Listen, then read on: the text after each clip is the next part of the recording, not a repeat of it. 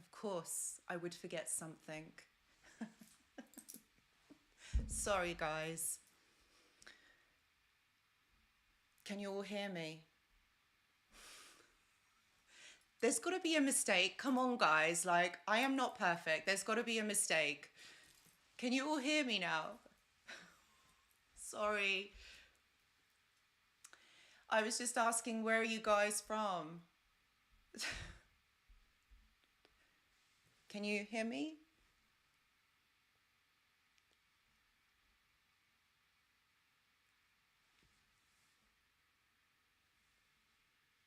Okay, brilliant. So there's sound. Okay, guys, you can hear me. Right. Oh my God. This is so embarrassing. Like, I have to make a mistake. Yep, this is me, guys. This is me. There is always got to be something. Anyway, how are you guys doing? Like, how has this week been for you? Brilliant. So, okay, great. So we got Ohio, USA. Oh, amazing. Thank you guys for joining. Thank you, Eric. Iowa, USA. Oh my gosh. So I'm in the UK and it's freezing again today. It's been raining all day. South England. Oh, it's amazing. You guys are from all over the place.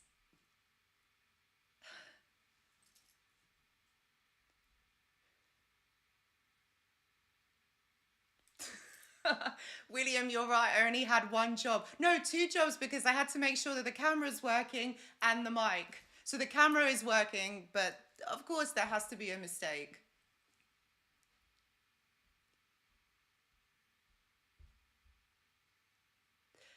South Yorkshire, Greece. Hello, my favorite place. Love Greece. Thank you for joining me from there. New York. Oh, this is wonderful. You guys are from everywhere. Do you know what? I think I say this every week. It just actually blows my mind. It really does. But thank you. I'm really humbled to have you guys here. You know, like you make the time to be here, and this is just so wonderful.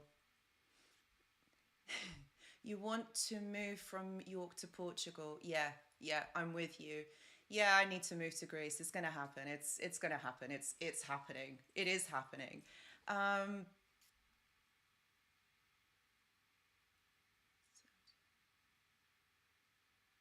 okay, no worries. Do you know what I would say? If you're not sure that someone is a narcissist, then you know what are labels? You know, you'll feel it. You'll feel it if someone is toxic, if someone is not okay. It's just you got to use your intuition. You'll feel it if someone's not okay. And we're going to talk about this, you know, obviously in the live. So, yeah, don't worry, stick around. We're going to talk about this. So, we've got Michigan, we've got Wales. Oh, wow.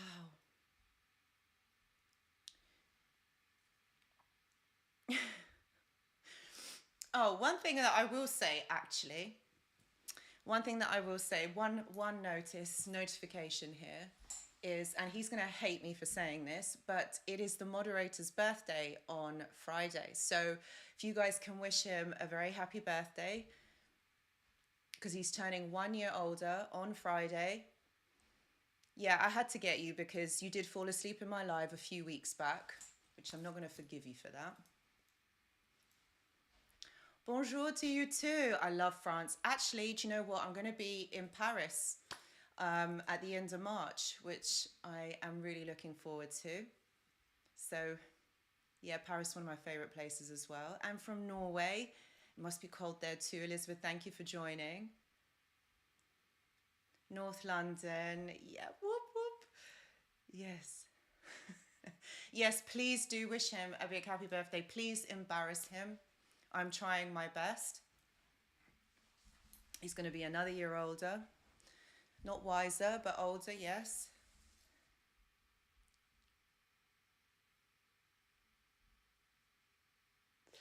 Oh dear. So, oh yeah, this is what I was going to say. You know, so my next door neighbor, you know, he he's a very kind man, and he took my bin and he brought it back in. And you know, he said to me, Anushka, you know, I noticed last week that the lights were on in your room for a really long time. are you working to really late at night? And I said, well, what day was that? And he said, oh, it must have been a Tuesday. And I thought, he must be a nosy old Parker. But I said, he goes, what do you do? And I was like, well, you know, I do a lot of things, you know, and just was doing some streaming. And he says, streaming? Are you a gamer? And I was like, oh, no. I don't know anything about games. Can't even get the mic to work properly. But yes, please keep embarrassing him. Please keep wishing him a happy birthday. Please embarrass him. Yeah, and he was like, oh, so what is it that you actually do? And I said, well, you know, I do therapy online. That's what I do. He goes, gosh, Anushka, you must have been working so late. And I said, yeah, I was that day. So hopefully he's not going to be spying on me today. No, he doesn't spy. He's a nice guy. He's a nice guy. Very nice man. I hope not, Sean. No. My dog always runs over into his garden because my gate backs onto his. So my dog Alfie's very nosy, so he has to know everything that's going on. So every time my neighbour opens the gate, the dog runs in. So I have to chase him around the garden. And I'm just like really hoping that one day he doesn't do a poo in there. This would be so embarrassing. But he's like, no, Alfie's fine. Just leave him running around. It's absolutely fine. I'm like, no, because he will do a poo. So anyway, I don't know why I got onto this subject. Anyway, so guys, today we are talking about boundaries. We're talking about building steel, strong boundaries against toxic people, against narcissists. Because do you know what? This is what got us into trouble, isn't it, guys? This is what got us into trouble. Where we didn't have strong enough boundaries. We didn't have strong enough boundaries, and, you know, we let them in. But not anymore, because we're going to talk about how to build strong boundaries. This is really important for us, for our self-care and for ourselves going forward. Because honestly, this is the thing, like, if we don't have boundaries, if we don't know ourselves what our boundaries are, then how are we going to be able to communicate that to others? This is what is so important.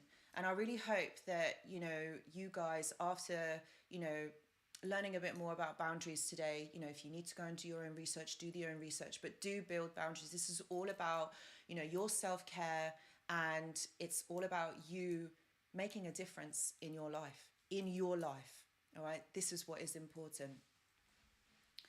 So I'm sure that a lot of you have already done the work.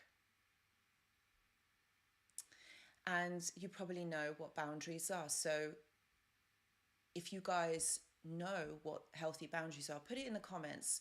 Let me know what you know about healthy boundaries, because I don't want to kind of go into it if you already know what they are. But ultimately, like I always say, guys, this is about connection to self. You've got to connect to you, and you've got to know what is good for you, because without this connection, how do you know what boundaries you need to put in place, what limitations? And isn't it funny? I always find this, it's not funny, but it is funny, but it's not funny. But I find it really fascinating how with some people you have to put really, really strong boundaries in place simply because they don't respect you. And that's what it is. You've got to put this protection in place, because people don't respect. People are all about taking. I'm not saying everybody, because I know that you guys are not, but most people are there just to take what they can from you. This is amazing. You've left your knock after almost 7 years. Bless you. But you know what? At least you've done it. You've done the hardest bit by leaving. Now is your time to build and get stronger. Yes, and this is another thing. When you're a naturally caring person and you're empathetic, you're going to be nice. You don't want to upset someone else. You don't want to be horrible to someone else. But this is what I mean. Like, if you have to put boundaries in place, it means that person's not respecting you. That's right, Laurie. Not letting people take advantage. This is what is very important. Chris, you're absolutely right. Sometimes they do like a challenge, even though you have boundaries. But this is another thing. You've got to be confident in being able to say no, because people do take the PISS. They really do. And they just take. But you've got to be confident in saying no.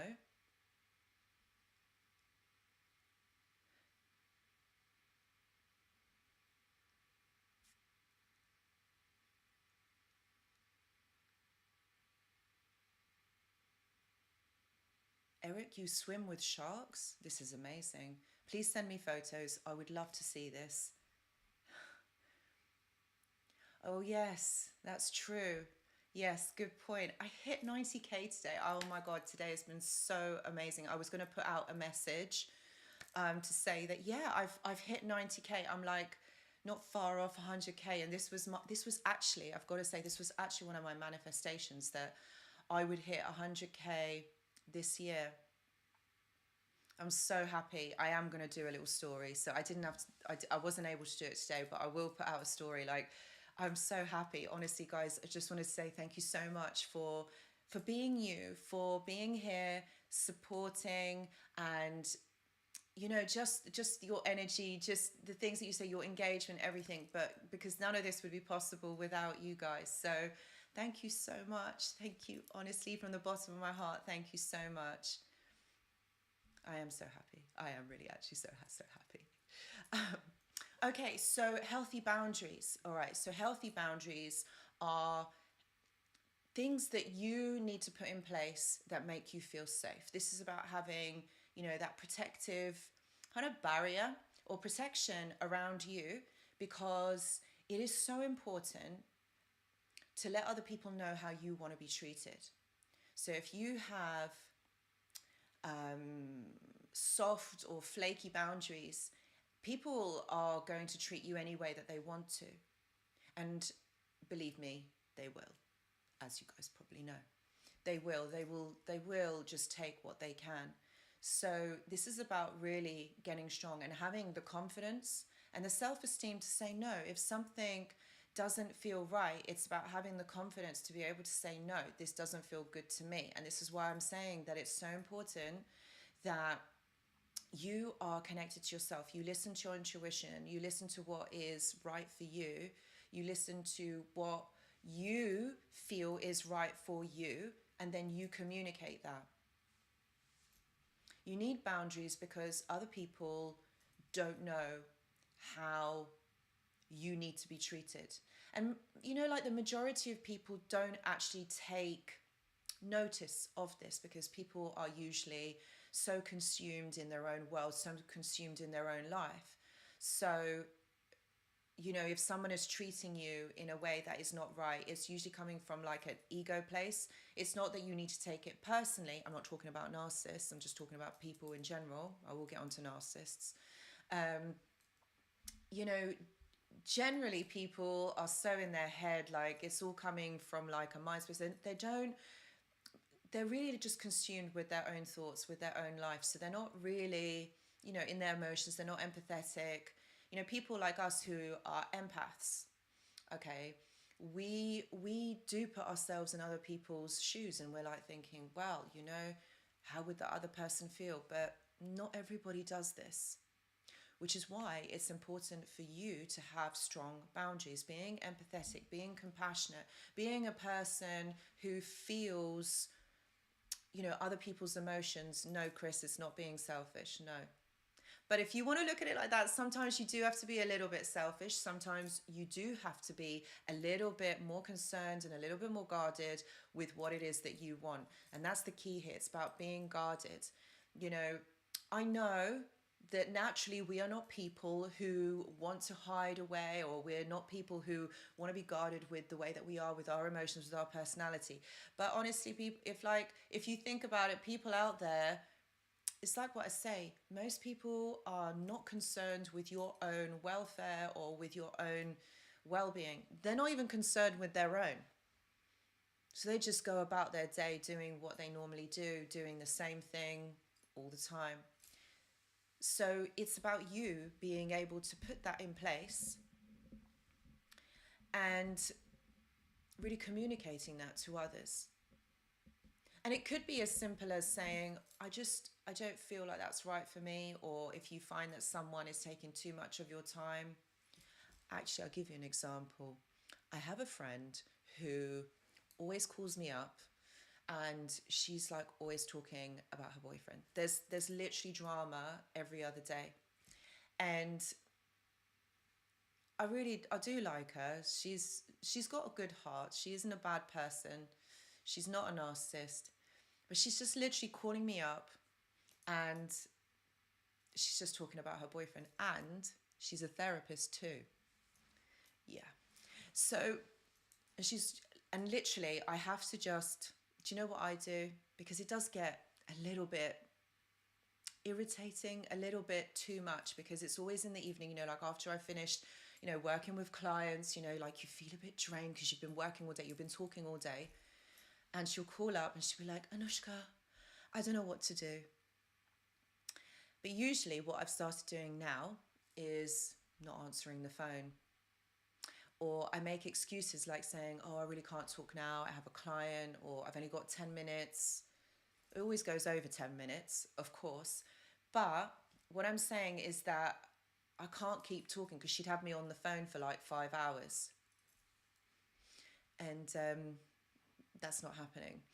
And it has happened before, but I've learnt my lesson. But this is what I mean. It's about putting those boundaries, those kind of, that protection in place. Because it's really important.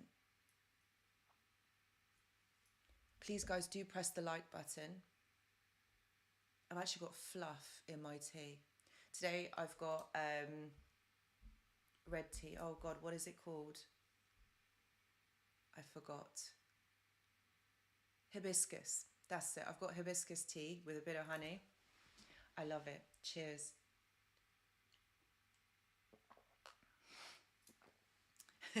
Sean, I've got it on vibrate. My phone is like constantly on vibrate, and she is literally, if I don't answer once, she'll call again in 10 minutes and then 10 minutes and then I can't block her because that's just so bad. She's not an awful person, but she's just OTT.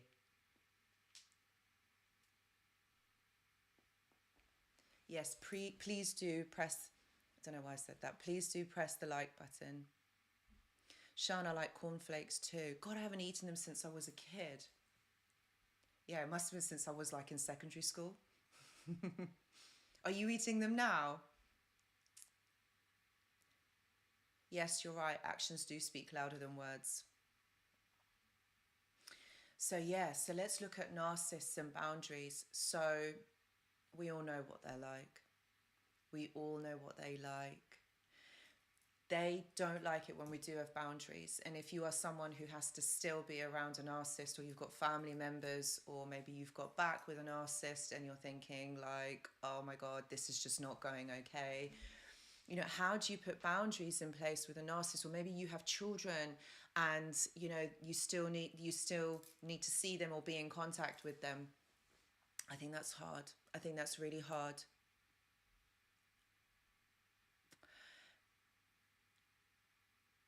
With narcissists, they have no respect for you.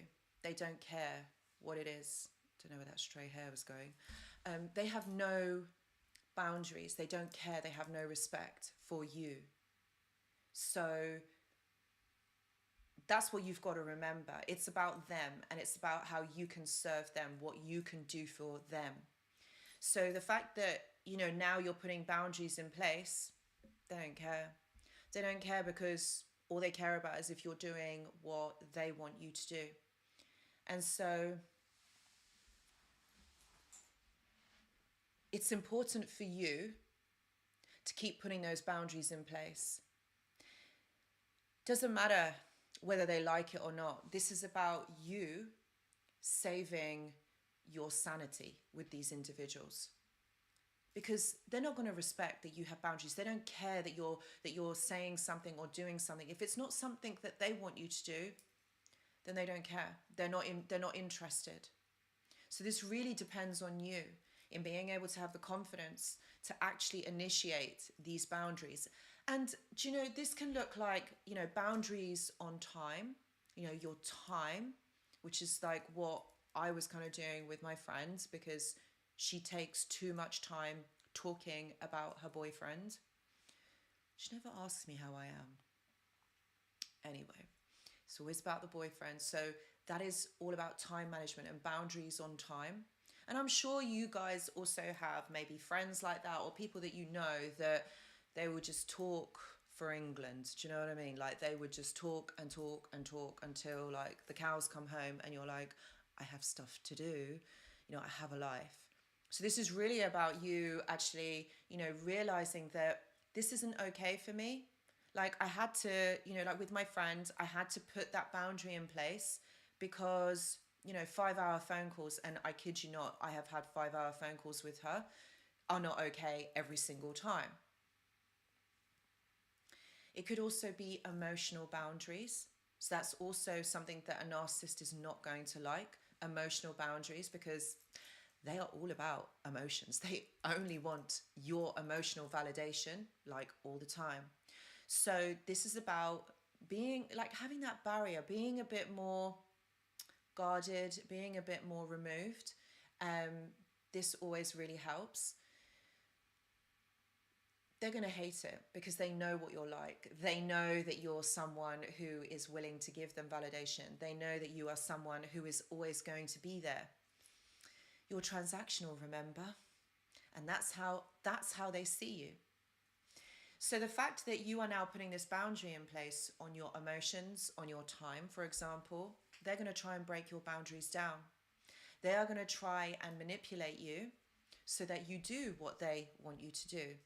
And I know that some of us, if some of us are facing codependency issues, I don't like that word.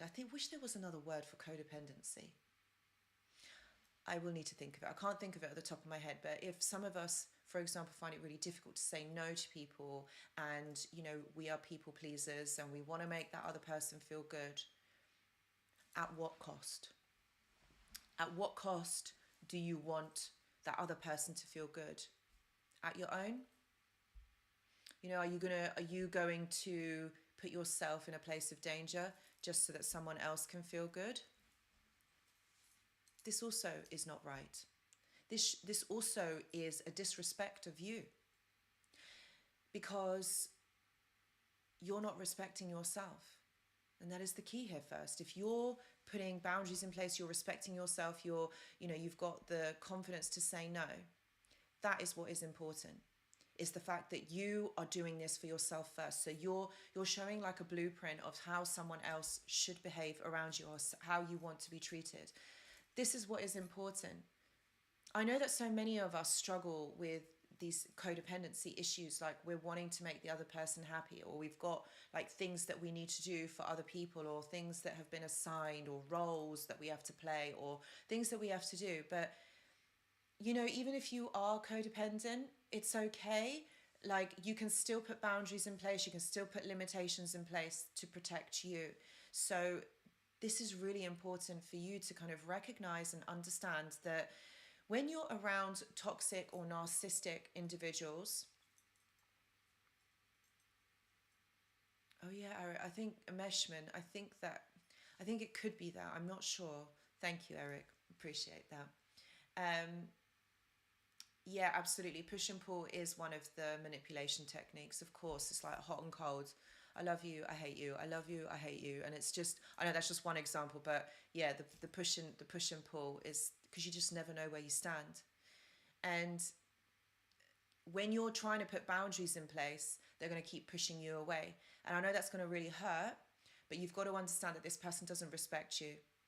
To behave the way that they do is just like, it's not okay, and there's something not right. If someone is doing that to you, that is not okay.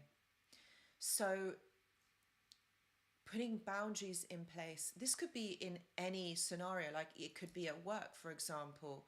You know, it's quite all right to put boundaries on your time, on your emotions, you know, on your mental health, on your physical health, you know, maybe in some cases sexual boundaries as well. This is also very important. All of these things, you know, this is all, it all boils down to one thing, and that is being able to have the confidence to say no, or this is not okay for me. How it's received by another person is another story, because it probably won't be received in a positive way, which means that you have to have the confidence to be able to reiterate what you're trying to communicate to that person, what you're trying to say, because this is really important. And like I said, this could be in like a whole host of environments. It could be like with a family member, you know, or it could be at work, or it could be with your narcissistic partner.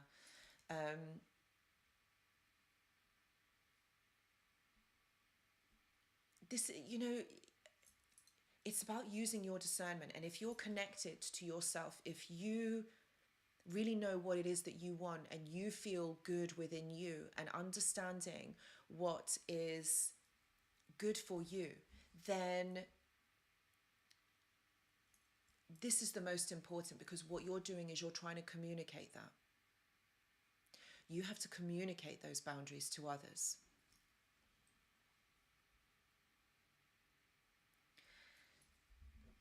Sorry, I'm just going to have a tea.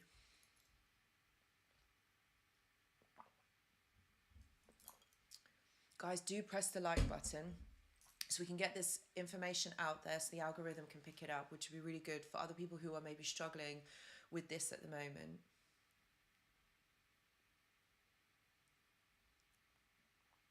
So I really wanted to have a look at what healthy boundaries are versus unhealthy boundaries. Healthy boundaries are the ones that make sense to you, are the ones that are good for you, that make you feel good, that keep you safe. Whether that's your time, your energy, your well-being, your physical health. All of this is important. All of this that you've got to take into consideration. Because people do drain your energy. Some people more than others, which is very important for you to be aware of this. And this is another key, like to be aware of others around you. Thank you, NYC King. Yes, get them likes and subs up. Absolutely. Thank you. Amia Dash, it's not about not being able to trust anyone. You've got to trust yourself first and know that you are strong and know that you are protected, because you've got to show how other people need to treat you. All right? That's what it's about. There will be people that you can trust, because not everybody is toxic. Not everyone is a narcissist. And I know that quite early on in the journey, we all do think that, including myself. I used to think that everyone is a narcissist. But you do kind of get through this. You do move forward from this. And, you know, you do learn to trust yourself first and then others. Thank you so much. I'm glad that you're here. Gypsy Soul. Yes, they are like robots. They are. A lot of people have said that, and you're absolutely right. I completely agree, because they don't have any emotions. They don't have any emotions. So technically you are a robot.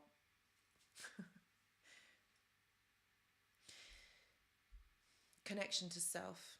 Knowing what it is that you want. Knowing what you want from your life. Knowing what is right for you. So I'm going to ask you a few questions, because I think now is a good time for me to ask you some questions. And this would be really good, like if you're someone that's new to this journey, like that probably hasn't done this for quite some time, or you haven't done this at all. This would be really important for you.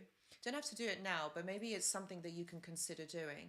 And just being with yourself, because trying to understand what our boundaries are is another thing, but knowing what they are also is another thing. But trying to kind of understand what it is that you want, what it is that, you know, what your barriers are, what your protection is.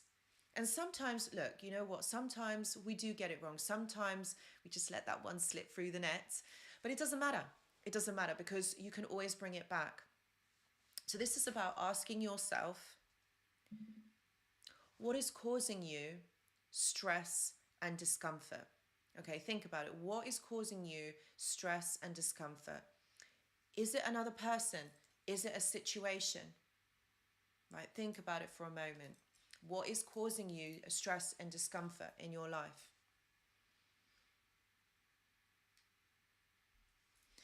What do you look forward to every single day versus what you dread every day? So this kind of links into the first question of what is causing you stress and discomfort in your life. Oh, thank you, Sonia. Bless you. Thank you so much.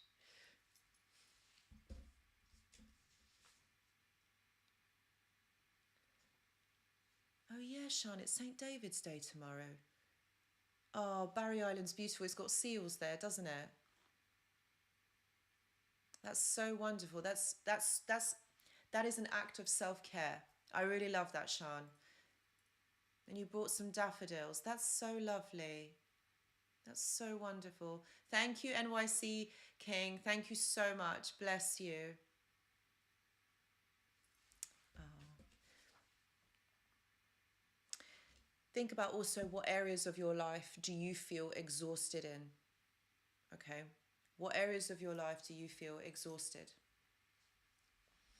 I used to work, for many of you that know, I used to work in a addiction clinic. And I used to work really long hours there. But it was something that was really draining my resources, my energy, because a lot of our energy is in trying to heal or trying to help people that don't want to give up substances, which is it's a real shame because it breaks your heart when you see these people and you think, I really want to help you to help give up, these substances or alcohol. But this was really draining me. It was draining me emotionally. It was draining me energetically, because I'm such a giver. You just want to help everyone. That's what I'm like. And it was really taking a lot of my time as well. So I had to do something about it. I just didn't feel happy. Yes, now I'm a full-time YouTuber and I love what I do. I really love what I do. So I'm not saying that all of you have to quit your job. I'm not saying that. But what areas of your life do you feel exhausted? I know those of you that have got children will probably say your kids. Yeah, I know, because they are pretty draining. But it's looking past that. What is it? Is there any people in your life that drain you? Like my friend who has 5-hour phone calls about boyfriends. What makes you feel safe and supported? Or who does? What makes you feel safe and supported? So is there a safe space that you have? And the last one, who or what gives you energy? Think about that for a moment. So those are like 5 things that you need to think about that would really help you to understand what you need from yourself or in your life right now. This is what it is really important for you to kind of sink into yourself, ask yourself those questions, and what is it that's going to make you feel good? Now, the second part of this exercise, again, you don't have to do it now. Do it whenever, in your free time or whatever. What I want you to do is to draw a circle. Okay, on a piece of paper, draw a circle. And inside of that circle, I want you to write down everything that makes you feel safe, everything that makes you feel happy. People, places, things. For example, my circle would include my dog, the gym, going out to see my friends, my silly sister. I call her silly because she is. And don't worry, she's not going to watch this. She's not going to know that I've said that. She'd kill me for saying it. But she really gets on my nerves sometimes. Like Oh, I'll tell you what happened. So Saturday, she said, come over because our friend was coming over, and she got her nails done up here. Anyway, so we all went round to my sister's, and she said, "Oh, Anushka, can you bring like all the ingredients? You know, like because we're gonna make kind of like this lasagna, this Greek lasagna. So bring everything, like pasticcio." So I know that a couple of you are Greek on here. So we were making that, and she said, "Oh, bring all the ingredients." So I did, and she said, "Oh, can you cook it?" And I said, "Yeah, I don't mind. It's no problem." And I said, "You know, you and our friend can just hang out." And she's like, "Oh, do you know what happened to me? I cut my finger." And I said, "How did you do that?" She said, "Oh, do you know, I was taking a knife out of the dishwasher and it slipped." And she like properly like sliced it. So yeah, she has a wound. And actually, a few weeks ago, I'm laughing. And sorry, I don't mean to be bad. I'm not bad, but she did actually drop one of these kind of like heavy pans on her foot. I don't know what's going on with her. Like she is so she's not accident prone because she's very like she's not like that. But anyway, this is what's been going on. So anyway, we arrived there. She's like, "Oh, Anushka, you're gonna cook it and everything like that." And I said, "Yeah, no problem." So anyway, I start cooking, you know, the food, and she's like, "You're making a mess." And I said, "No, I'm not." She's like, "Yeah, you've spilt some of the what was it called? You've spilt some of the flour over there, then the juices of the meat have gone over there." And I'm like, "I'm cooking, I'll wipe it after." And she's like, "You're so messy." And I said, "You know I'm messy when I cook, but I'll clear it up." And she's still having a go. So she takes over and she cooks. And so I'm like, okay, great. You know, I go and sit down and I'm like chatting with my friend. And she's like, "Oh, you always get me to cook. You always get me to do this stuff." So this is why I say, this is my silly sister. Anyway, I don't know why I got onto that subject. It's another story by Anushka. I need to write a storybook, don't I? No, because I haven't even written the book that now I'm trying to write. Anyway. Okay. So draw a circle. Inside of that circle, put all the people that you feel safe and that people that make you feel good. So those are the people that I put in my circle. In brackets, my silly sister.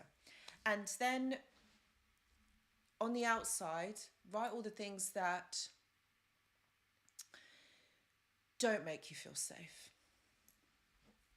Because this would be a really good indication, and it's going to be on black and white, you know,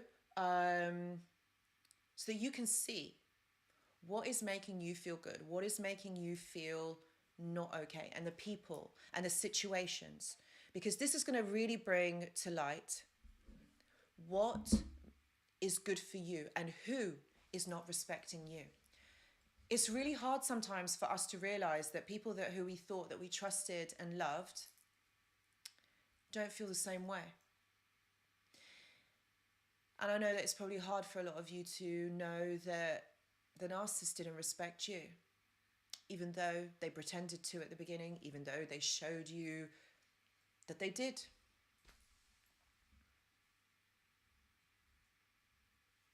It's really important for you to understand the reality and the truth.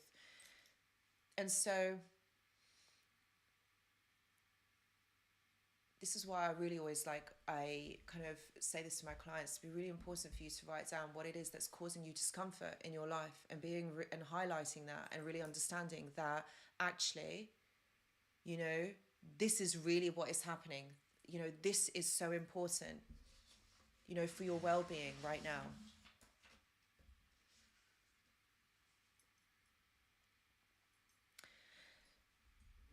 So I think let's talk about how you set boundaries, because I think that would be really important. Once you've done all of this and you realize okay, so this person, this situation, this is causing me discomfort, that's not going okay, like what do I need to do and how do I set boundaries with these people?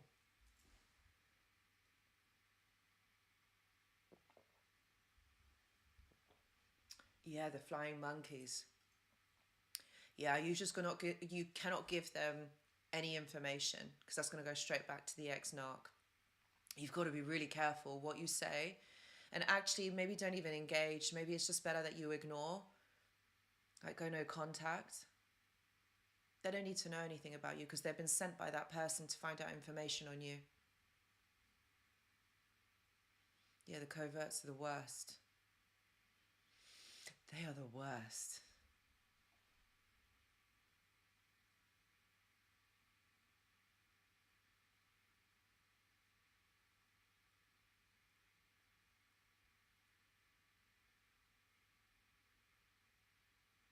Yeah, so I can just see that a lot of you, or a few of you, are experiencing this at work. You know, like having like narcissistic bosses. Don't get me started on narcissistic bosses. I have had two. I have had two, a male and a female. I think the female ones are worse. This one that I had, oh my gosh, it's when I used to work at the hospital, and I used to work on the wards, and I used to work with dementia quite a bit, and I used to run these therapeutic activities for people who have dementia, and she didn't like me at all. She actually hated me. She she would she would walk around the ward, like, because there's many floors in the hospital. She would walk around the ward trying to find me. She's like, "Where's Anushka? Where's she gone? What's she's doing?" And just low key, obviously, I can tell you guys, I used to actually hide from her just to annoy her, just to irritate her. Because she always wanted to micromanage me and check up on me to see if I was doing the job. I was like, you have to go around trying to, you have to communicate with, the nurses or some of the junior doctors, like what patients are in, like who would be good for doing, therapeutic activities, because not everybody with dementia, or, they might not want to. And so that's okay. So I would be around the wards, and I'd hide. I would hide from her just to annoy her. And I remember how many times she used to really tell me off, just used to take it. But I remember the last day. I remember the last day that I was there. And I was very happy that it was my last day, because I just thought, no more of this crap. And on the last day, she really got me. She really laid into me. She made me cry. And I literally ran out of the hospital crying. That's what happened to me. And then I remember I got into my car to drive back home, and I couldn't drive because I was so worked up. She was so horrible to me. So that was that story. But this is about, putting boundaries in place. I don't think I could actually put boundaries with her. I mean, maybe I did act immature by hiding and irritating her. I don't know. But it made me feel good at the time, so I guess that's why I did it. But this is 5 ways on how to set boundaries. Okay. First of all, you need to visualize and name your limits.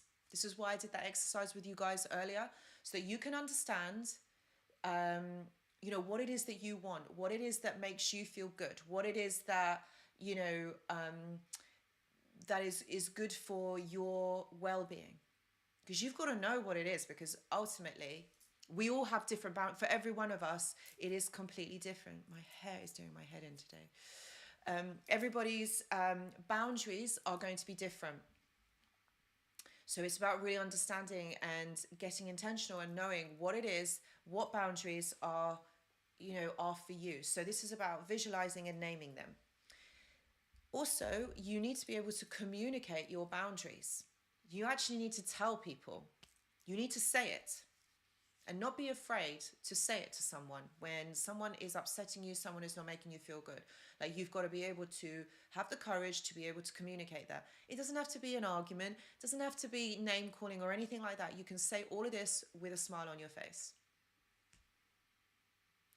Sometimes, in most cases, you have to reiterate and uphold those boundaries, because sometimes people are not going to listen the first time or the second time or maybe the third time. So you're going to have to reiterate it and say it. Tell them, say that this is not okay. Don't be afraid to say no. Honestly, guys, don't be afraid. If something doesn't feel good, don't be afraid to say no. And the last one, take time for yourself. That is a good boundary. Because ultimately, boundaries are all about self-care and about the love that you have for yourself. If you're not going to love yourself first, how do you expect anyone else to love you?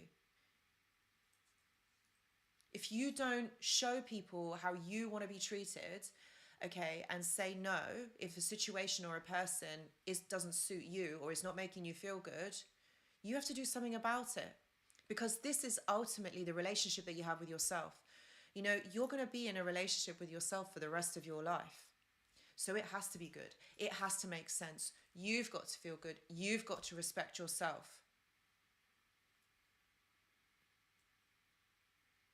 People don't care about you. I'm not talking about friends or family, but others out there. People don't care. They are more about themselves, what they can get. So if you're not showing others and you're not respecting yourself, no one else is going to do that for you. And that's what self-care is about.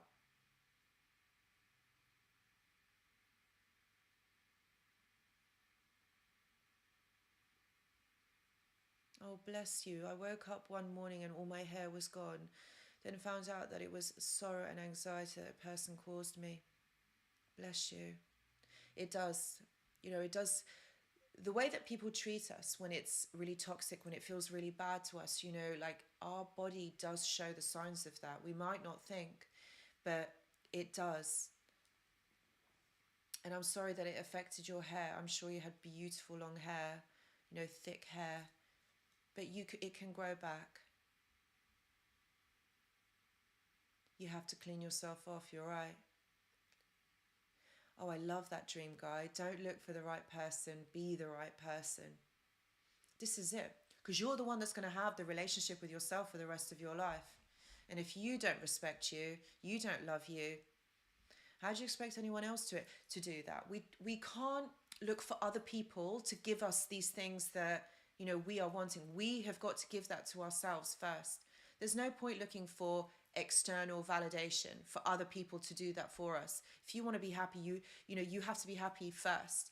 You know, you can't expect someone else to do that for you because it isn't nobody else's job. It's yours. It's your job to make you happy. It's your responsibility. If someone else, you know, is out there making you feel joy, then that's great. That's a bonus. But actually, ultimately,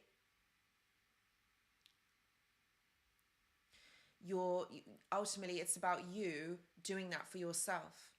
You know, if you're not going to show yourself care and respect, and you're looking for someone else to give that to you, say in a relationship, it's no one's responsibility to do that but your own. Can't look for someone else to do it. You can't have expectations of others. You know what I always say about expectations? You can't have expectations of other people because they're not going to behave in a way that you want them to. Nor do we control the outcome. We're not narcissists. All right? So having expectations of others is dangerous because we're wanting a certain outcome. Not that we're manipulating it, and not that we are, you know, like forcing something, but if we're expecting something to happen, it's not going to. And you'll be disappointed because people don't behave in the way that we would like them to. Unfortunately, they don't. It's just one of those things.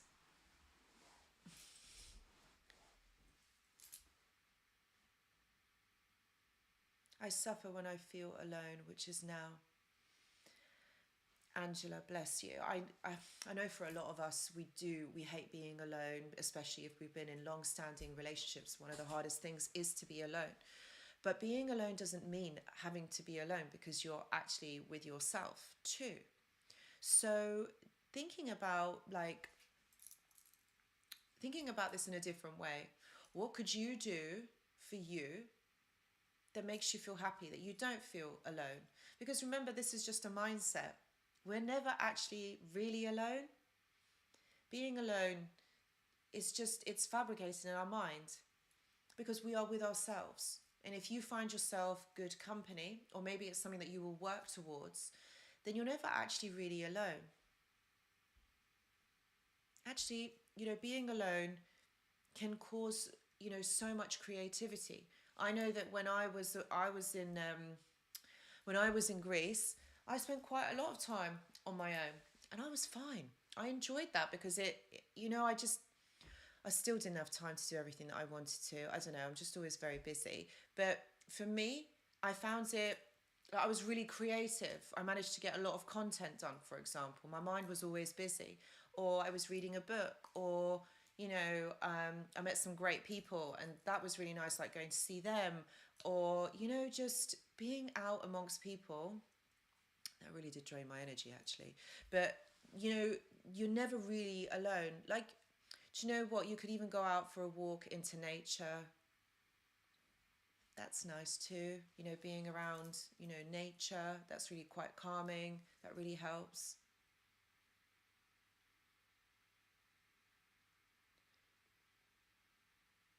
I know, Dream Guy, I know it's hard. We always have this perception of who someone is, and then they're not that person, especially a narcissist. They always show you a different person to who they were at the beginning. But you've got to understand, Dream Guy, that actually this person, that's an illusion. That person never existed.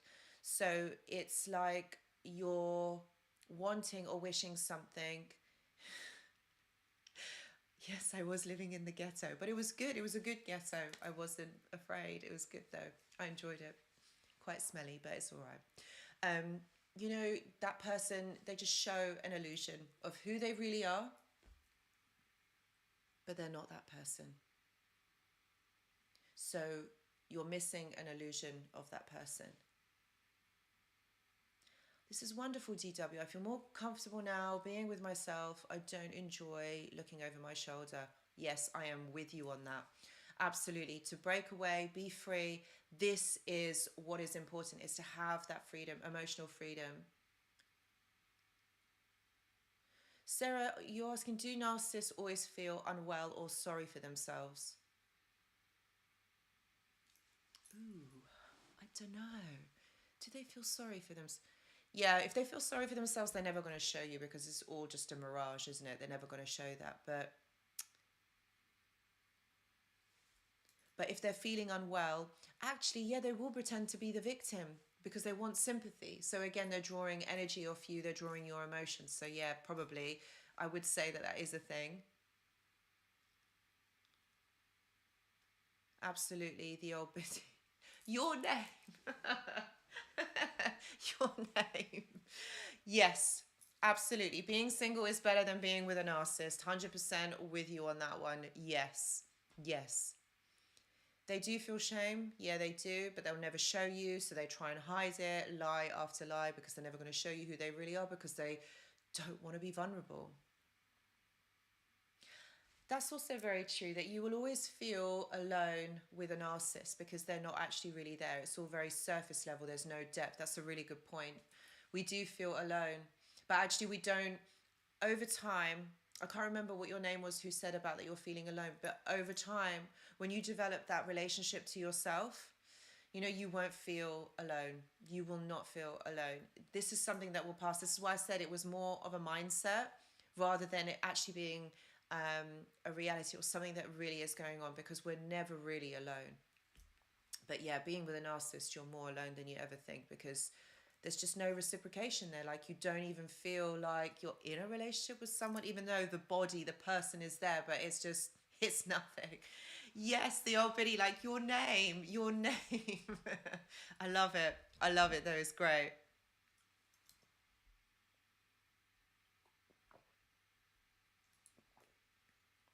Absolutely, Sarah. Good. Of course, you don't want anything to do with that person anymore because they're ridiculous. It's just ridiculous. But I'm glad you got away. This is really important that you have. This is really good. They want to take you as a pet friend. Oh my gosh, yes. I've never heard it put like that, but you're absolutely right. They want you to be their pet because they can control you, they can manipulate you. Do you know, one narcissist actually said to me, do you know, and it's true, that just made me think. He said, do you know, I kick my girlfriend away and she comes back just like a puppy. It just says it all, doesn't it? Says it all. Yeah, you do feel alone sitting with a person next to you. That's true. I felt alone and not even able to be my true self. Very strange. Yeah, they do take over.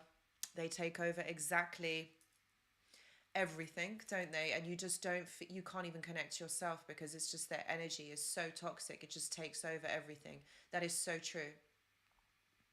And they do start to mimic you. Yes, you're right, DW. When they think you are going to lose you. You see, this is all about these toxic behaviors, these toxic things that each and every one of you have had to go through, each and every one of you had to endure. And you lose yourself with this person because you can't even feel yourself. So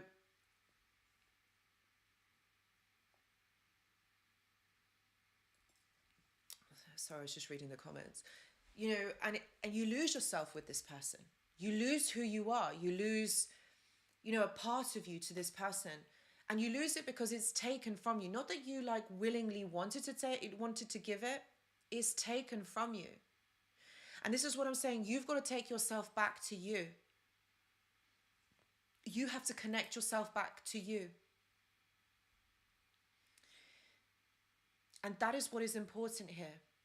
Really understanding yourself, what it is that you need from your life, what it is that you need from yourself in this moment. So, you know, like asking those questions, what is causing me unnecessary stress or discomfort? What is it? It's about being, you know, about being really aware of what's going on for you, aware of what, you know, what is happening for you. Because only then, when you have awareness of the situation, when you have awareness of your emotions, connecting to yourself, knowing how you're feeling, knowing what's going on for you, only then are you able to do something about it. And you're absolutely right. World's yours. You can regain yourself back. Value yourself.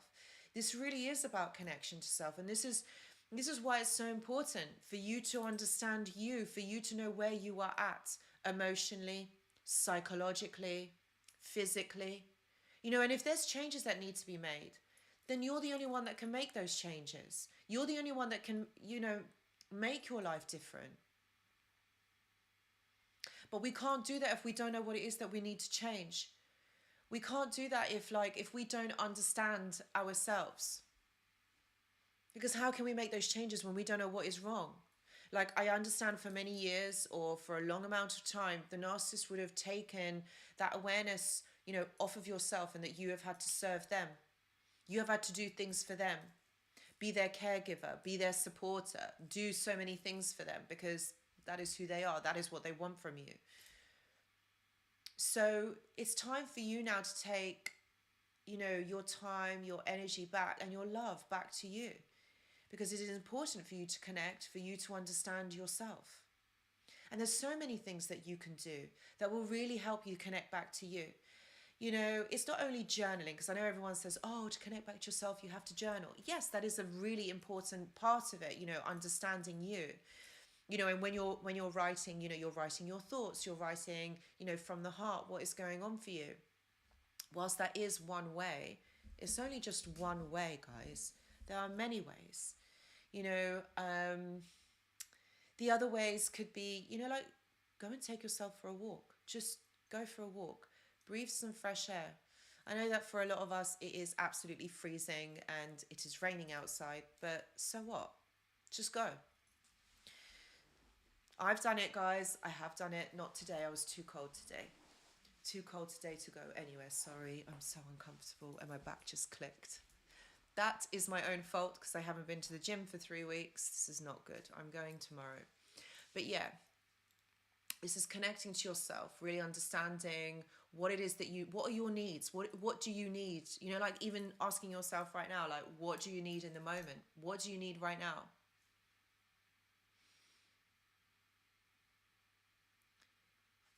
And it's becoming intentional, like doing something about it. How can you make your life easier and happier for you?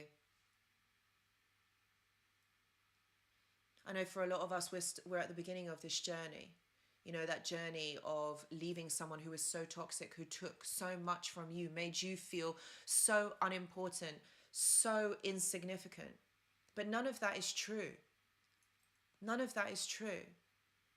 And you've got to think that this is a person who is empty themselves. So you can't take on board what this person is saying. You can't take on board, what this person is doing, because they themselves are empty. Like, they don't even know what they're doing themselves.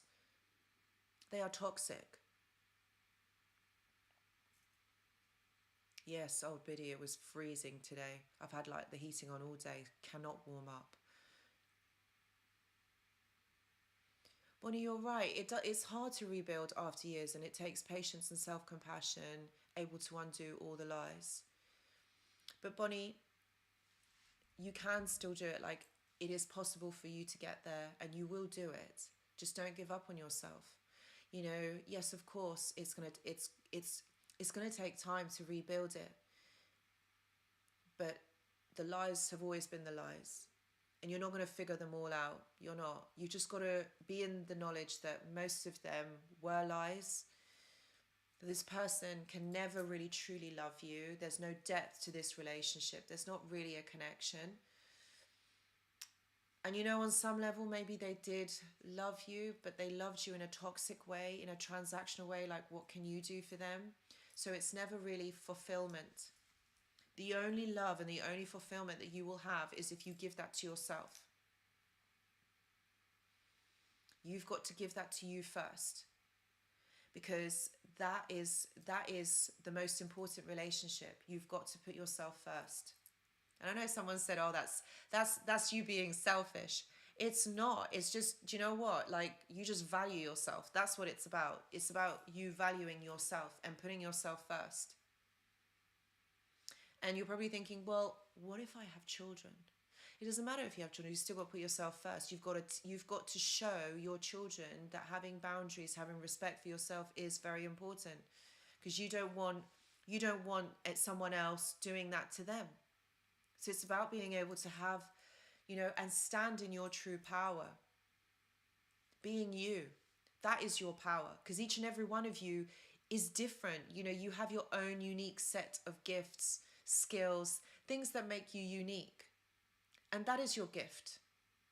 That is your gift. That is you.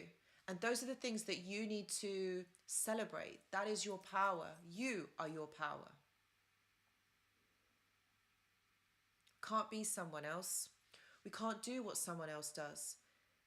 We've just got to be ourselves, because we are enough.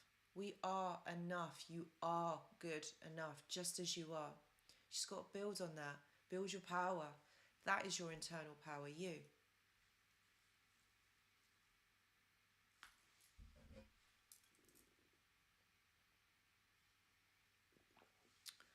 I'm trying really hard to drink this tea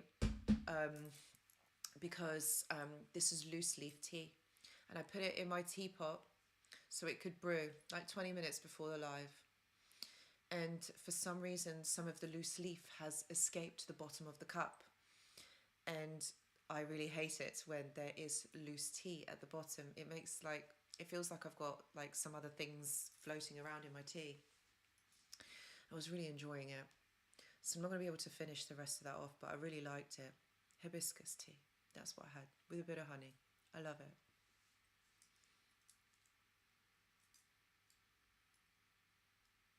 Well done, old biddy. They came back 15th time.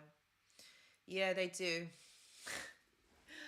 You couldn't write it, could you? Because they always come back. They always come back for another try. Like, please, I love you. Things will change. Things will be different. Yeah, okay. At the time when this is happening, we don't realise. We never actually realise, do we? We just think, okay, well, maybe you have changed in the month or 2 months that I haven't seen you. Oh, do you? You like hibiscus tea? I really love it. I love it so much. Yes, this is the thing, guys. They do come back. They will come back, and it's always on and off. They come back, then it's okay for a few days, a week, maybe a month if you're lucky, and then it goes back down again, and then you split, and then they come back, and then you're like, oh my gosh, this song and dance, it gets so boring. But I'm glad that you blocked. I'm glad that you did something about it. See, you saw through it, and you were like, yeah, no. So that is a great example of boundaries, that actually finally you're like closing the door on this person and you've said no. No more can they come back. No more can they abuse you. Yes, Sean, it's really annoying, isn't it?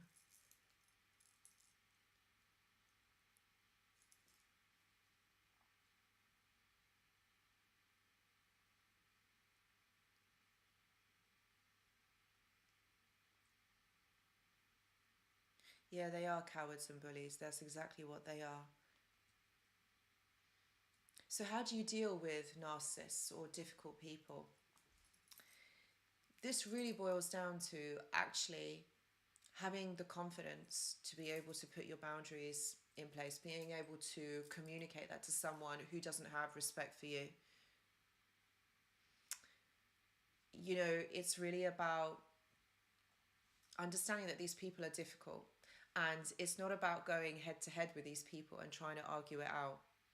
I know that some of you probably feel like, yeah, I have to say my piece, but by you not arguing back or trying to justify yourself in this situation, because remember, justifying yourself means that someone else doesn't believe you, so it means that you're trying to convince them to make them believe you. Don't have to do that. Okay? This is about stepping back and thinking, told you what I need to tell you, either respect it or go. And difficult people can come in different environments. It could be your family, it could be your partner, it could be, you know, at work. And this is about becoming really conscious of what it is that you want or what it is that you need in that moment. If somebody is being very difficult towards you, not respecting you, you have to communicate that.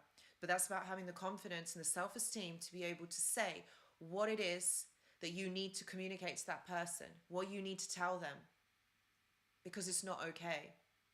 It's not okay that your boss asks you to work extra overtime for the fourth day in a row.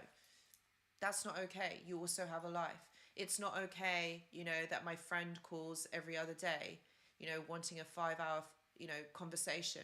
At some point, you know, I have told her, but it doesn't sink through. So I have to reiterate those boundaries on my time and my emotional energy that goes into these conversations. And this is about creating, you know, these protective barriers for yourself. Because it's like what I said before, people just take advantage. Not everybody, but most people. It's not that they are nasty. Some of them are, some of them are not. But it's just people don't pay attention to these things. People are rather oblivious to this. Okay, and being people who are quite empathetic, people who are quite understanding, quite kind, you know, this is going to take a toll on you. So you have to be confident enough to say, no, this doesn't work. This isn't okay for me. And that is what is important here. It's about being able to put forward or communicate that information, that protection. Because the narcissist or these difficult people will not respect it. The narcissist isn't oblivious. Difficult people are. The narcissist knows what they're doing, and they're doing this especially. They're doing it because they're pushing and they're prodding and they're wanting to get some sort of reaction from you. And the way that you respond is by saying no, or trying to be a little bit more, like you have to respond in a way that is good for you. But it's about having to reiterate that sometimes, about saying it over and over again.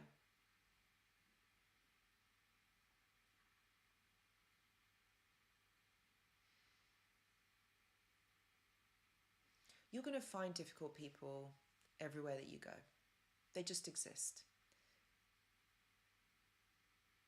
A lot of them don't have awareness about themselves, and they act from a really ego place.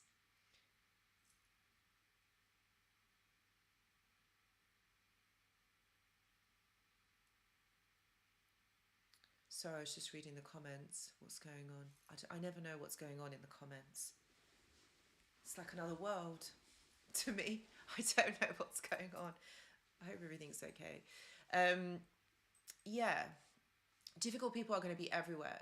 Difficult people show up in all scenarios, okay? But it's about you using your discernment. If this person is causing you grief and it's not okay, like, you know, either you move away from it, either you, that's what you do. And it's not that you're weak, or it's not that you're a coward because you don't say anything, but, you know, choose your battles wisely. Do you really need to get involved? Do you really need to say something? Or is it something that you can just kind of like sidestep out? You know, so it's just minimal irritation for you. Or alternatively, if it is something that you need to say to this person, then it's about understanding what it is that you need to make you feel safe within that moment, within that time. This is also about creating a balance. You know, that's what boundaries do, because they help you to create a balance in your life. Because without boundaries, well, you know what happens without boundaries. People do whatever it is that they want, because they're not respecting you, and they're not respecting your needs and your wants in that moment. So this is about understanding and creating that safe space for you. Because if you're not, no one else is going to do that for you. How are you going to be able to stand in your power? How are you going to be able to stand with confidence and be able to bring yourself, your best self forward, if you are not creating, you know, that safe space for you? So does that mean that if you have to respond to something, does that mean that you have to take a step back, maybe think about how you respond? Because it's not about reacting, because we're not going from ego here. We're not using our triggers as a way to kind of react to a situation. Because this is another thing that it would be really important for you to understand is triggers. You know, because our triggers do come up, sometimes unknowingly. But it's important for you to really do the work and understand what it is that triggers you. What it is that kind of wound within you that comes up, and then you react from a place that maybe isn't very congruent to you. Something that maybe isn't you, and you've just reacted. But that is the thing. This is about responding, not reacting. You need to respond. And sometimes the response is silence. Sometimes, you know, sometimes that is what actually needs to be done, is that you just respond with silence. Now we know how much the narcissist hates silence. Oh my gosh, they absolutely hate that stuff. So sometimes maybe even silence is something that needs to be called on here. You know, they hate it. Yet they do it to us all the time with their silent treatments. But, you know, this is what is important. It's about knowing, you know, how to create a balanced and safe space for you. You know, sometimes it's really important, like, if you're going to create a safe space, maybe that's in your home, maybe that is a person that you feel safe around, maybe that is an imaginary place within your mind that is a safe space that you can access at any time. I know that I used to do this quite a lot when I first started actually doing psychology, when I was doing my master's, and I know that we worked in I worked actually in a school with children. They were 12 to 15. And we did these little workshops on how to create safe spaces within our minds. Sometimes if we found things that were too difficult, something that was too triggering for us at the time, is that we would create safe spaces within our minds, somewhere that we could access at any time. And you know, that could be I don't know, like a memory, or maybe someone, or a time in your past that where you felt really happy, somewhere that you felt really safe. Maybe it's a holiday that you've gone on. Maybe that's an experience that you have had that's made you feel very safe, and it's very comforting, you know, and that's somewhere that you can access all the time. So I know that there's a lot of information like that actually on Google. Like if you wanted to kind of look it up. So there is a lot of that online, like creating safe spaces. So do have a look, because what you're doing is you're grounding yourself in that moment. And when you're understanding that actually, do you know what, I need to respond in this certain way, or I need to not react, I need to respond, you take a step back, you know, make yourself feel safe, you ground yourself in that moment, or anchor yourself in that moment, and then you can respond in a way that comes from somewhere that is authentic to you, something that is going to work for you in that moment. And that's really what creating these safe spaces or these safe boundaries for you actually are. It's about being mindful, or being connected to you, knowing that actually I need to behave in this way, or I need to respond in this way. Because if you're reacting from somewhere, that something that has triggered you, something that has not made you feel good. And that's why we do that. That's why we're like, oh God, I wish I responded in a different way. So if you take a step back, really assess where you are. It doesn't matter how much time it takes. Maybe your silence is better. Maybe it's something that you need to think about, and you don't need to give an answer straight away. So this is really important. Yes. Oh, that's good. I'm glad. Rich James Beach. It's yeah, to help you cope, to help regulate emotions. I think it's really important because a lot of us, you know, we do react. You know, when we are triggered and we don't find that emotional stability within us. You know, and that's when people catch us off guard. That's when people make us feel unsafe. And so then we don't feel confident enough to put our boundaries forward.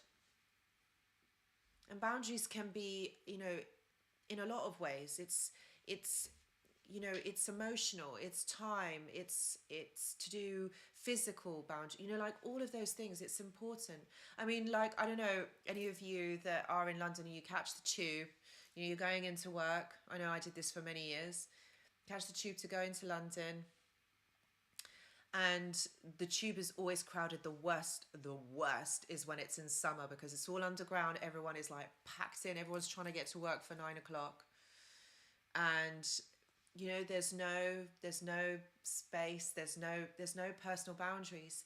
And how irritated do you get, you know, like when someone, you know, is on the public transport and they're standing like right close to you, like, you know, rubbing shoulders. Like, I hate that. But yes, this is what I mean. You don't like it. It's not nice when someone, you know, invades your space or invades your boundary. You don't feel good.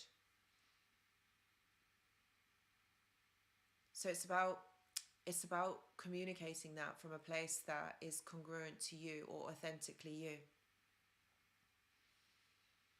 Yes. Yeah, the tube. Oh my gosh, I'm so glad I don't have to go on the tube. Actually, I was there. When was it? Last Monday. Last Monday I was in London. Not this Monday, the Monday just gone. Yeah, and I was on the tube. Do love them because they come every 2 minutes and you never have to wait long. But when it's in the rush hour, oh man, it's another level. Linda, I feel embarrassed. I want to hoover just so I can say no. Linda, my dear, the hoover will come. The hoover will come. And you will be able to feel empowered.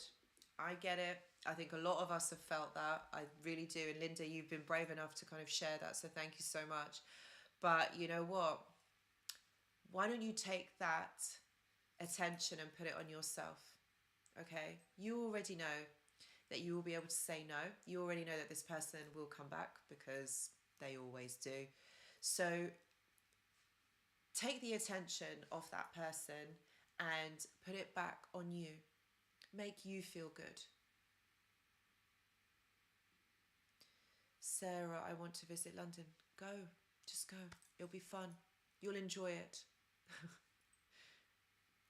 I've got to say that I really have enjoyed growing up in London. I've got to say it's a different energy there. It's a very different. You cannot find it anywhere in the world. It's like a completely different place. I don't know about you guys, but like even when you go to Paris is not the same. Even when I used to go to like Poland, to Krakow, like it's not the same. Like where else have I been? Like Berlin. it's not the same.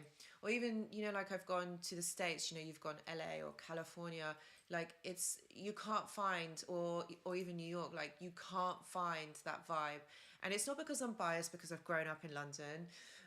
I've got to say, like, I've had the best experiences, you know, especially like, you know, growing up. And I think it's to do with the mindset. I think it's the mindset. And it was really cool because, like, where we lived was, I lived in North London, Zone 4. So you just get straight into London, like 20 minutes. Say you're going on a night out. The clubs are phenomenal. Like, the nightlife is amazing in London. Again, you won't find it anywhere in the world. And I do remember it was like literally 20-minute on the tube straight into town. And you'd go out and you just have the most amazing time. So many people, you meet so many people. Um, so if any of you are thinking of visiting London, come. You will really enjoy it. You will really love it. The weather is not as great, yes, as other parts of the world, but it's such a cool place, and you can find everything and anything there. So whatever you're into, London has got it for sure. Shopping is amazing. Not gonna lie, shopping is amazing. Take it from someone who likes to buy stuff. No, I have not been to Bermuda. I would love to go to Bermuda and visit the Bermuda Triangle as well. Rich, that is, yes, that is one of the places I do want to go and see. Yes, I will come to Greece again. I think I'm going again this year. I will live in Greece. It's happening. It is going to happen in a few years. It will happen. Just need to move everything over there.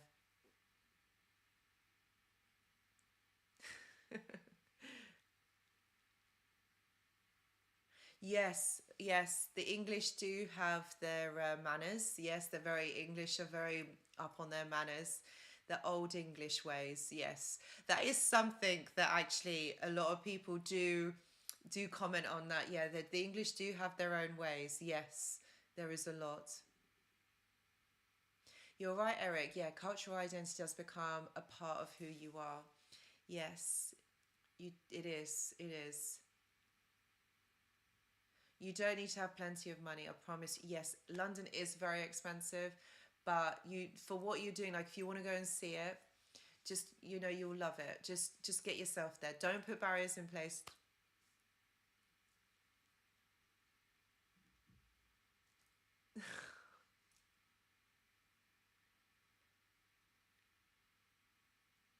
Oh, bless you, Laurie. You were stuck in Heathrow.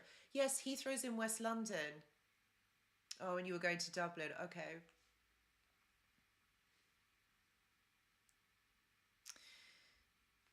So the last thing actually that I wanted to talk about is emotional boundaries, guys. Emotional boundaries.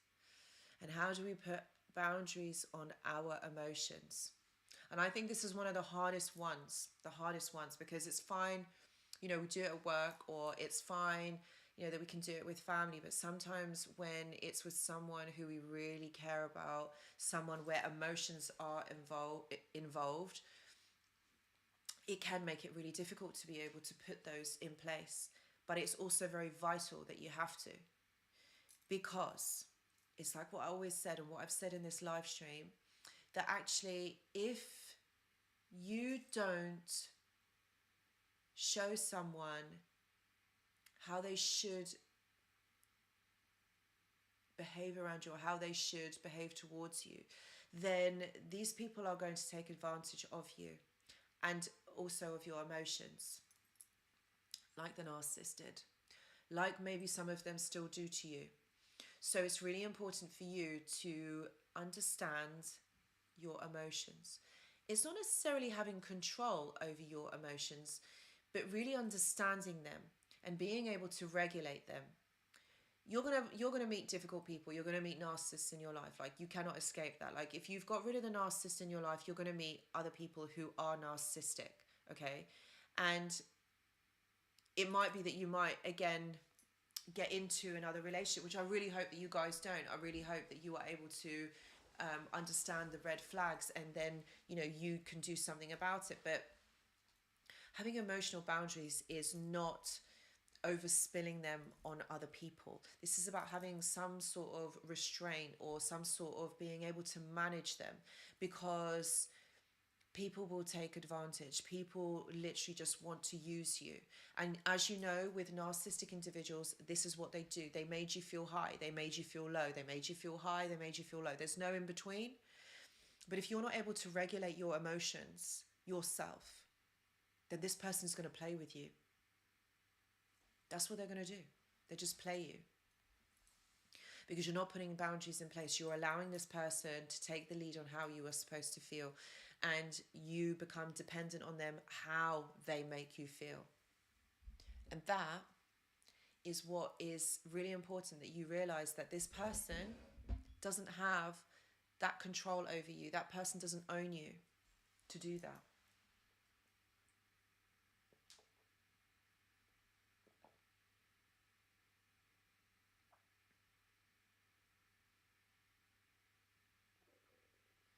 Eric, it's absolutely fine. Please don't worry. It's not a problem at all. Sean, good night, my dear. Sleep well. Thank you for joining us.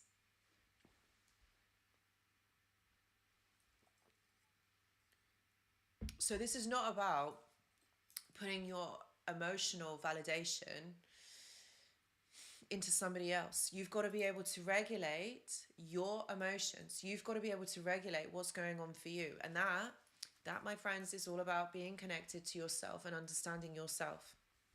Because that is the only way that you are able to regulate and like really become intentional about knowing what's going on for you. And remember, the narcissist will use triggers against you. And if you find that those triggers don't work on you anymore, narcissists going to hate that, because then they can't get control over you. They can't manipulate you. That's what they do. It's not only narcissists, but you know, you've got difficult people. They manipulate as well. And you've got to be aware. Sorry. You've got to be aware that people do that. You've got to be aware that that's how certain people get a kick out of it. Yeah, I know, weirdos. I know, like they do. But when you're in full control of who you are and you can control your emotions, then this is going to really help you. This is going to help you to gain some sort of stability, some sort of, groundedness in the situation. Because otherwise, yeah, you know, it's not good. And, you know, knowing how and having the confidence to be able to initiate those boundaries, that is what is important. That is what is really going to help you to put those boundaries in place.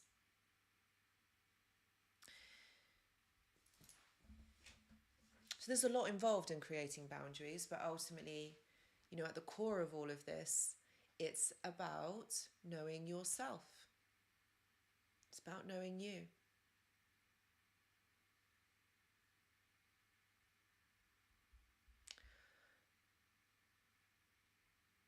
Boundaries are really important in your life. And I know that for a lot of you, you may have not been taught this, or you may not have been shown how to create boundaries. And this is something that a lot of you maybe are, you know, at the beginning of a journey trying to understand and trying to initiate these boundaries. But really it is, you're right, Yobidi, it's about self-love and self-respect. And if you respect yourself, if you put those things in place, then you will never go wrong. You will never be compromised in the same way that you were. You will not have people take advantage of you, because you know who you are, you know yourself, you know what it is that you want from your life. And it is ultimately your responsibility. It is about you doing that. It is about you putting that in place. And you can do this. Each and every one of you can do this. You know, sometimes we might get it wrong. That's okay. Like, it's fine. But sometimes you know, you will feel good by putting a boundary in place. It might feel really uncomfortable doing that at first, but it is something that you have to push through. It is something that you have to keep going doing. It's about reiterating, because you know a lot of people don't listen and they're in their own world and they're not going to respect it, but you just got to keep saying it, because boundaries need to be put in place. You know, if we don't, look what happens. These people, aka the narcissists, they just walk all over us and they just use us for what they can get. And you're right, the word is no. It is about saying, I've had enough. That's it. I don't want to do this anymore. And you stick up for yourself. You do what is right for you.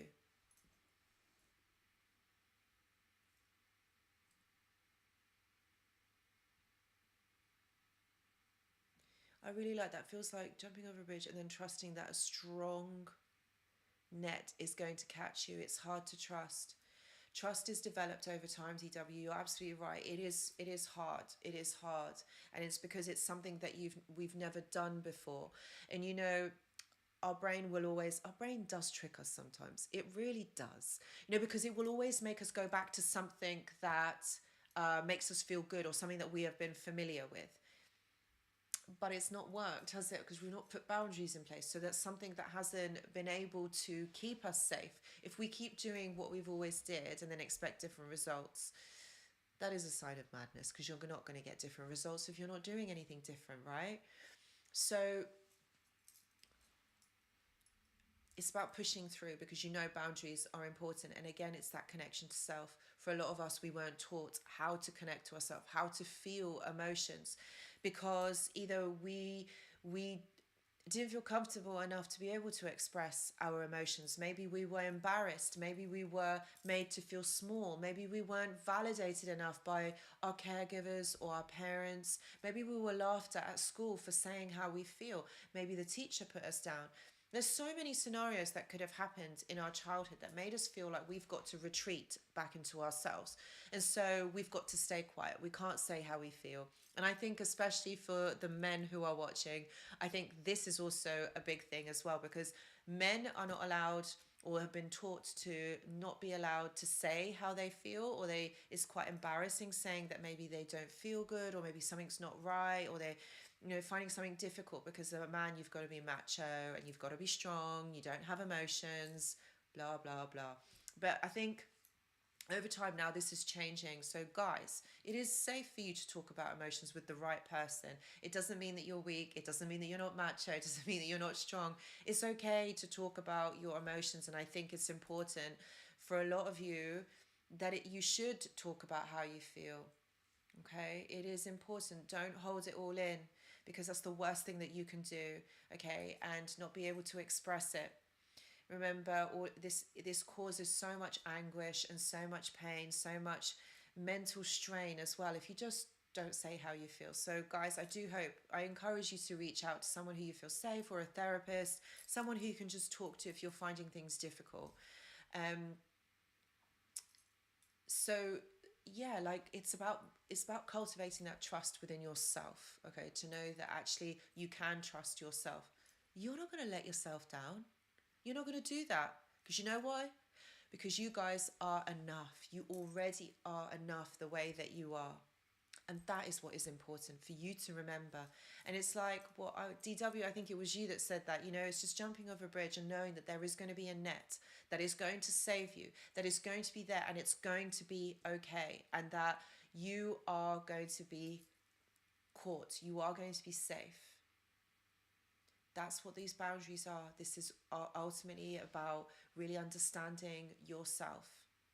And again, a lot of us have not had that space to be able to kind of discover who we are, or have not had the space to be able to understand it, or be able to explore it. Because so much demands have been put on our time, on our emotions, all of these things. Maybe even as children or adolescents, we've not had that time to be able to explore who we actually are. And so maybe this journey really is like, you know, going back in time, like really rediscovering who you are. This is really the connection to self. And I always say this, like, Sometimes what really helps to connect to the person that you were before the narcissist entered your life, or the person who you were as, your younger self. So I always say, like, think about listening to music from that time. Like, what was going on, like what songs were being played at that time. Sometimes that really helps to connect to your younger self. Maybe photographs. Look at some photographs of who you were, what you were doing, things that you would see, things that you would do. Like, that's also really important, to connecting to the person who you were. If you're trying to connect to you, you need to understand all aspects of you. Okay, all of it. It's not just what's happened in this block of time, being with this toxic person, being with a narcissist. It's not just about that. This is about who you were before as a person. What was going on for you at that time? What was happening for you in your life? And just really understanding that. And so that is when you become stronger, because you understand who you are. You're becoming friends with yourself. What is your favorite food? What do you like eating? I really love gyros. That's what I love. That's my favorite food. I could eat that every single day. Also, what are your favorite colors? What do you like doing? I have lots of favorite colors. I don't have just one. And what do I like doing? I like going out for walks. I like horse riding, but I haven't done that for a while. It's those kind of things. Like, what do you like doing? Like, I like dancing. I like doing that. So and I like listening to music. So it's just, this is what I mean. It's like, what do you need to do to connect back to yourself? What it is that you need to do that you feel good within yourself. Sarah, my favorite food is, oh, that's a good one. I really like Greek food. I like Persian food. I like Thai. I don't actually really have a favorite, but my favorite, like, dish, I guess, is gyros. I love that. I just can't stop eating it. I really enjoy it. It's probably not very healthy, but it's so good. I really like it. Yeah, good food. Yes.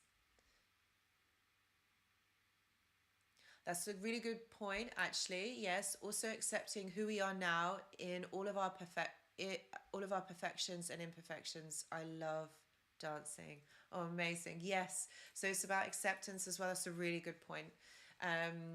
It's about really understanding ourselves and who we are, what we are, and just really learning to be our best friends, really learning to love who we are. There isn't another person on this earth that is like you. You will not find another you, because you are unique, and you are here at this time in your life experiencing these things. And it's about respecting you for going through, all of those things that you have gone through, and you have got through it. Okay, it's not that you're stuck. It's not like you've got to judge yourself. You've gone through it, and you've got through it, and you are here now. And it's about celebrating that, celebrating who you are and all of the potential, that you have. This is about really, celebrating you. Because there's so much depth to you. There's so much, that you haven't even reached your potential yet. This is your journey on reaching your potential. The most amazing part of you. And if you have to see it like that to go forward, it doesn't matter about these people who were in your life. They're not important. They're your past. We can't go back into the past, no matter how much we wish we could go back into the past and change it. We can't. We need to rise up. We need to go forward in our lives, not looking back. So, Eric, I always save the best for last. Of course I do. Thank you. This is about you really stepping into your own power, stepping into what is meant for you, what you are meant to do here in your life right now, what is going to make you feel good. And if you're doing something that isn't, well, think about it. This is what I meant. Ask yourself the question, what is causing you stress? What is causing you discomfort in your life right now? How can you make it better? What can you change and make better? Because it's your responsibility. Look, I wish I could do it for you. I really do. I'd love to sort everybody's life out. But I can't. I can't do it. It's for you to do. It's for you to discover what it is that you need, what it is that makes you truly happy. You know what? You've only got this life. You've only got this life. So if you're sitting here thinking about why they have left, why they haven't contacted you, why they haven't messaged you, you're wasting your time on these people, on this person. They're not worth it. They're not worth it. Look, if this person truly loved you and really wanted you and they were really healthy, would you be here today? Would you be here right now? No, it would be a completely different scenario. This person, would have loved you, would have shown you care and respect. You'd be in a different place. You'd be in a completely different place. They wouldn't have done what they have done because they loved you and respect you. But no, you are here. They have traumatized you. They've made you feel worthless. They made you feel insignificant because that's who they are. And all they've done is they've projected that onto you. But that's not who you are. That is not who you are. You are a much better person. You are completely different. Chris, I'm sorry that you're ruminating, but you need to use distraction techniques. You need to distract yourself from that. That's the only way you're going to get through the rumination, is if you distract yourself. Go for a walk, go to the gym, ride your bike, listen to some music, just get out, do something, get in your car, go for a drive, do something to distract your thoughts, because it's going to wear you down. And I know that sometimes the ruminating can get really bad, and it is so awful because we're stuck in our head. It's the worst thing we can do. It's being stuck in our head, letting these thoughts go round and round and round. But if, Chris, you need to talk to someone, I'm here for you, or there are other therapists who would be able to help you get through this.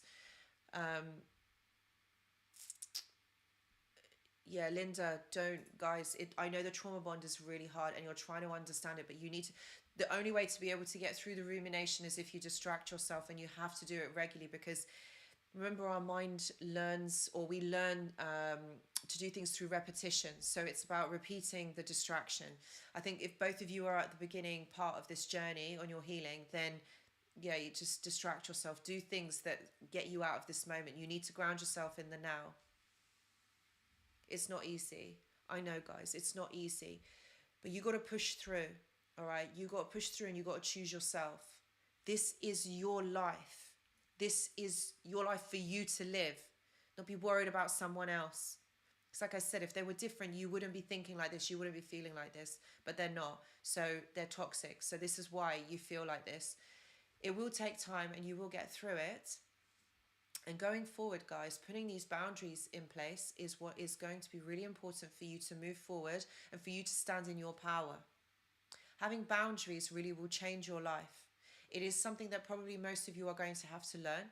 It is a lot of you that is probably going to have to keep, reinstilling these boundaries with people around you. But it doesn't mean it's a hopeless cause. It just means it's something that you've got to repeat. You've got to do over and over again. And you know what? This is what is important. This is important for you. It is something that you need to do for you. And it's some of the things that we all wish we had done earlier. But it doesn't matter. You can do it now. Now is the time. Now is your time to do this. Right. So I really hope that a lot of you get to do that exercise, where you draw the circle and you put inside of that circle, all the people that make you feel happy and safe, all the things that make you feel happy and safe. So that will really help you to put onto black and white, and just identify like things that make you feel good, what keep you safe. So that's really important. Just reading through the comments. Ruth, I'm so sorry. Yeah, of course he's doing anything that he can to make you miserable, because it's better if that you're miserable, then you're easier to control. Because if you're kept in fear, you're easier to manipulate. They all do it. But it's about moving through that. It's about moving through that.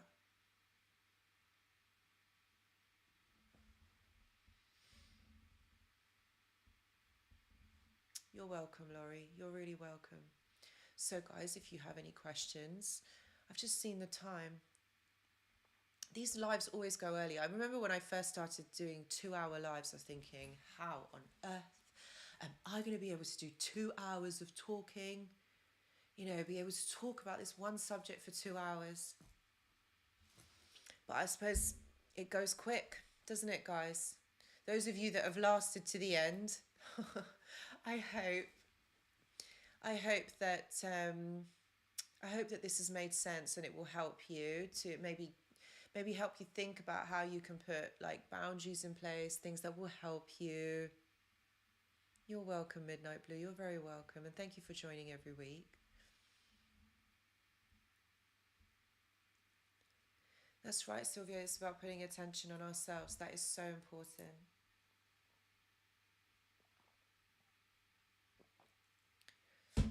And ultimately, it's about sticking up for yourself.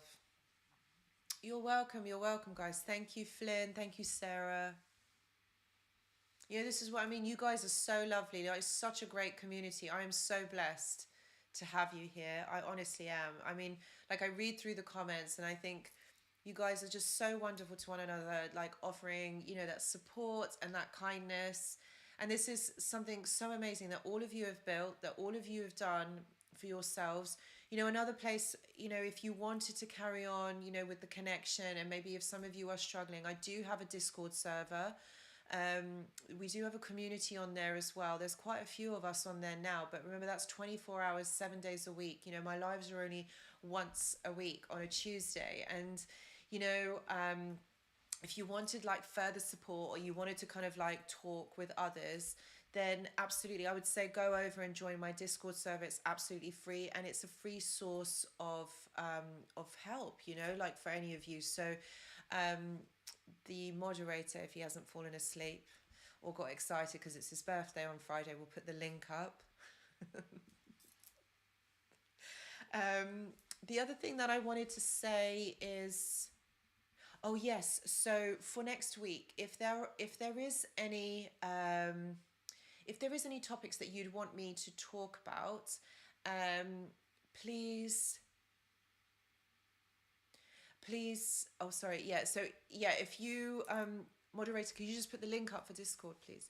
So yes, if any of you have any suggestions, thank you. If any of you have any suggestions for, okay, just one link would have done. Okay. If any of you have any suggestions, sorry, I've said this about 4 times, I'm sorry. If any of you have suggestions for video titles, not video titles, for the live next week, what you would like me to cover, then please do let me know in the comments below the video, not necessarily in the chat because I'm not sure if I can access that, but in the video below, you know, over the next few days. That would be really great, because then I'll know what you guys want me to talk about, because I'm just, you know, like every week I'm on there and I'm like thinking, well, what would they like me to talk about? What would be really good this week? So I do like wonder, you know, what topics, what things, what subjects you would want me to talk about or want me to cover. I think this was a really good one, and I'm really glad that you guys chose this one about boundaries. I really hope that this has helped and has like given you some kind of food for thought, and I really hope that you put in these boundaries. I really need to tell my friend that actually she just can't just call me up and talk for 5 hours. Like, you guys think I'm joking, but honestly, I have done like a marathon session with her for 5 hours. I literally ended up having food, like making 7 cups of tea, going to the toilet in between. Like, it was not good. I think never again. So this is about putting boundaries in place, and I hope that it really, you know, really helps you to understand and really helps you to put this in place. So yeah, just if you just put the kind of comments, not comments, oh my gosh, it's like getting to the end now. My brain is not working. Can you see the steam coming up on top of my head? If you could just let me know what topics you'd want me to talk about in the videos, that would be great. I do have a video coming out tomorrow. Obviously, I have forgotten the title of the video, but there is one coming out for the rest of this week at 8 p.m. every single day. That's 8 p.m. UK time. So I do hope that you do watch it. And yeah, I will be back next Tuesday. with the moderator. He would have had his birthday, and he'll tell us all about what he did for his birthday on the live next week. So yeah, just let me know what topics you want me to cover.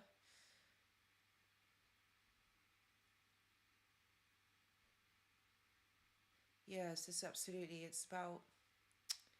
Thank you so much, Eric. I know 90K. You, do you know what, Eric? You've been here from the start. I think. When did you join? How many subs did I have when you joined? Probably like 5,000 or something, or was it even before that? I don't know. But yes, I am so, so grateful to each and every one of you. I'm so happy. Like 90K. It's such a phenomenal like number. It blows my mind. And you see, this is what I mean. Like without you guys, it's a collective celebration. You know what, guys? It's a collective celebration. Um, for each and every one of us. Like we've all done this. And but what makes me sad is that 90,000 people have been or have experienced narcissistic abuse.